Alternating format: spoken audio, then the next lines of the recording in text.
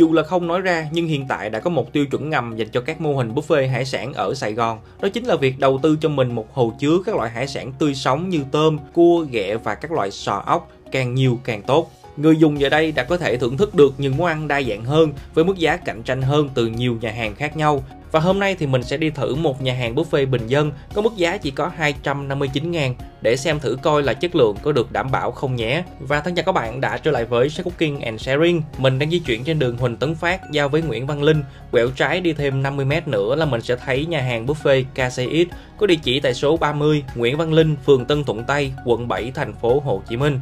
Cái tên KCX có lẽ là chữ viết tắt của khu chế xuất vì nhà hàng nằm rất gần với khu chế xuất Tân Thuận. Giá vé thì chỉ có 239.000 ngày thường, còn cuối tuần là 259.000, đã bao gồm thuế phí và tặng một con cua cho mỗi vé. Nước uống thì tính riêng các bạn nha. Thời điểm mình tới nhà hàng là vào khoảng 5 giờ hơn nên còn khá vắng. Không gian thì cũng rất đơn giản với những dãy bàn ghế được xếp theo chiều dọc, san sát nhau. Bàn thì là bàn đá, còn lò nướng thì họ đã trang bị lò nướng âm bàn nên nhìn nó gọn gàng và sạch sẽ hơn so với trước khá nhiều. Khu vực lấy thức ăn cũng được nhà hàng bố trí ở phía trong cùng với 6 quầy chính. Quầy đầu tiên là quầy đồ ngọt với các loại chè, bánh ngọt và trái cây, gần 20 loại, được sắp xếp rất là thoáng mắt. Trong đó trái cây thì mình thấy đa dạng hơn là chè và bánh. Quầy kế bên sẽ là quầy đồ nóng với các món ăn chế biến sẵn quen thuộc như bò kho, ốc len xào dừa, sò huyết xào me, ốc hương hay là các loại ngao bợp, nghêu và ốc bu luộc sả. Đi tiếp nữa là mình sẽ gặp các món ăn no và khai vị như cơm chiên, súp với mì Ý sốt cà, được đựng trong những cái khay inox nhìn rất sáng và sạch. Có lẽ là nhà hàng vừa mới nâng cấp lại các trang thiết bị của mình nên cảm giác quầy line ở đây nó khá chỉnh chu chứ không hẳn là bị xề xòa hay bình dân. Quầy nước chấm cũng vậy, tuy không được nhiều loại cho lắm nhưng nhìn chung là vẫn đủ dùng. Còn đây là chỗ lấy cua và khu vực hồ trữ, mỗi vé sẽ đổi được một con. Mình đưa cho bạn này tự lựa thấy cũng khá hài lòng. Bạn lấy cho mình một con đực và một con cái. Về hải sản tươi sống thì nhà hàng không có trữ sẵn mà khoảng gần 6 giờ vừa họ mới đem qua 2 loại tôm càng và ghẹ lông. Điều này cũng tốt các bạn, đồ là đồ mới mỗi ngày. Diện tích hồ thì rộng nên việc bắt tôm hay ghẹ cũng khá nhẹ nhàng, không cần phải chen lấn quá nhiều.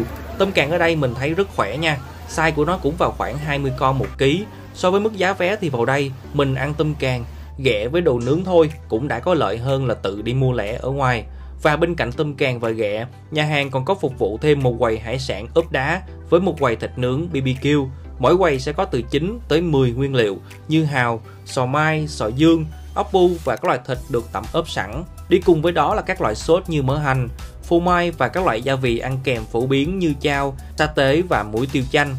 Quầy cuối cùng là quầy thức ăn nhanh và cũng là khu vực bếp mở của nhà hàng. Phía trước họ để các loại đồ chiên như xúc xích, chả giò, còn phía sau sẽ là những chảo chiên, xào các món nóng. Trẻ em có lẽ là tệp khách ủng hộ quầy này nhiều nhất vì ngoài hình thức, các món ăn tại đây cũng rất đa dạng, có thể nói là như một tiệm bán đồ ăn vặt thu nhỏ mà nếu đi ngang, đừng nói là trẻ em, cái hương thơm từ chả giò chiên cũng khiến cho phần nhiều người lớn phải gắp 1-2 miếng về bàn của mình.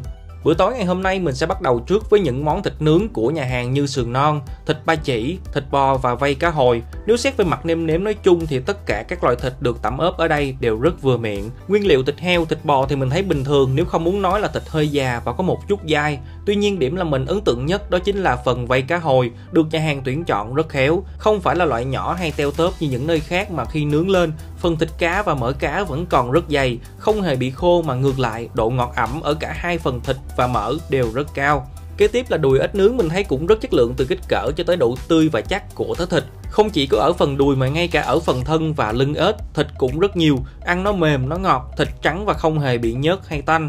Chuyển sang các món ốc chế biến sẵn như ốc hương, ốc len xào dừa, sò huyết và ngao bợp. Mình đánh giá cao nhất là ngao bợp hay có nơi còn gọi là ngao hồng. Đây là một loại ngao 2 cồi có phần thịt trắng, viền hồng rất lạ mắt. Độ ngọt thì không thua gì những loại ngao khác, nhưng độ dai và cảm giác ăn có thể xếp vào hàng xuất sắc. Với những phần thịt có chỗ mềm, chỗ giòn, chỗ dai và khi ăn chung với nước mắm có tính chất chua cay mạnh, vị ngọt của nó đọng lại ở lưỡi có thể nói là không thể nào quên. Còn ốc hương, sò huyết thì mình thấy bình thường, ăn cho vui miệng. Ốc len xào dừa thì thịt bị teo, nước dừa không đậm, hút có khi được khi không nên mình sẽ không đánh giá thêm mà chuyển sang phần hào và sò nướng. Mình có thể nướng cùng với phô mai, mỡ hành, sa tế hay là nướng tiêu tùy thích. Riêng với hào ở đây thì mình lại thích ăn cùng với phô mai hơn vì hào nó rất là tươi, đầy đặn và săn chắc. Ăn cùng với phô mai nó không có ngán mà ngược lại nó còn làm cho cái chất ngọt hậu bên trong con hào được thể hiện rõ ràng hơn. Dù chỉ là phô mai con bò cười, nướng lên không được đẹp cho lắm nhưng khi ăn nó rất là quyện, béo ngọt và nồng nàn hương thơm từ sữa. Hào nướng mỡ hành thì cũng vậy, ngon nhờ nguyên liệu chứ mỡ hành, đậu phộng hay nước mắm mình thấy bình thường, không thua nhưng cũng không có gì nổi trội hơn so với những nơi khác. Các nguyên liệu còn lại như sò dương, sò sữa, sò tộ, sò mai và sò điệp, dù là hải sản ốp đá nhưng khi ăn, độ tươi nó vẫn được giữ ở mức khá cao, còn độ ngọt thì hơi thấp. Điểm trừ là một số con sò sữa vẫn còn cát. Nếu nhà hàng cải thiện được điều này thì sò sữa sẽ là nguyên liệu ngon nhất trong các loại ngao sò mà mình nướng hôm nay. Tiếp tục với ốc bu nướng tiêu thì mình lấy thử 2 con đều có size to, thịt nhiều và ngọt nước. Điểm cộng thì chắc chắn là đến từ hình thức và chất lượng nguyên liệu, nhưng điều là mình tiếc nuối nhất đó chính là sốt tiêu của KCX pha quá nhạt nhòa.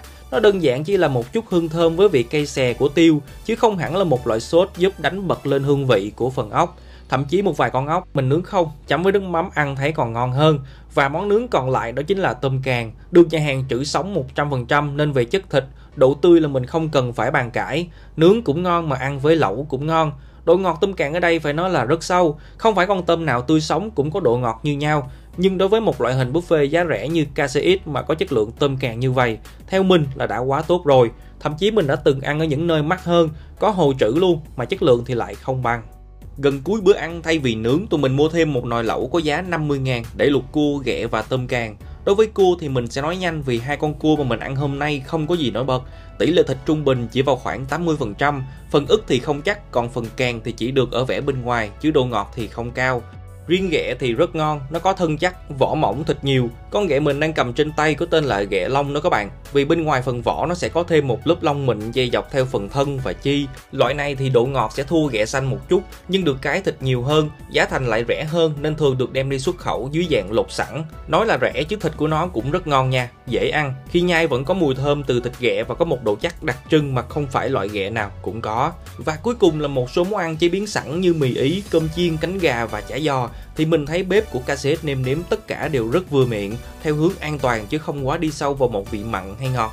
Trong đó chả giò thì mình thích nhất là chả giò rế, nhân cực kỳ ngon với hương thơm từ khoai môn và thịt. Nếu biết trước nó ngon như vậy thì mình sẽ lấy sớm hơn để ăn nó được nóng giòn hơn.